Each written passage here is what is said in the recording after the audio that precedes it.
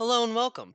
This video will show students how to utilize the ATLA Religion Database to locate academic sources on Scripture. First, go to the Regent Library homepage, then go to Search Databases. Once you are here, you can either search for databases here or scroll down as the list is in alphabetical order.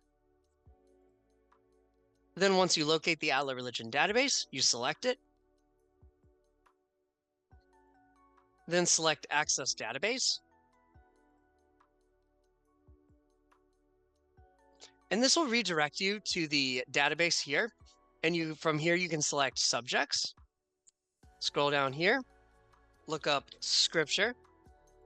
Then you'll see the Atlas Scripture Search come up, select that. And you'll see that it gives you all these books of the Bible. From here, you can select either the book itself or expand the search to include specific chapter or verses. So let's say I want to look up resources on chapter 1 of Genesis. I'll select the check mark here. Then I'll hit Add to Search, and we'll see that it's added here. Then we'll hit Search. And as you can see, it'll pull up resources that engage with that chapter or verse that I selected.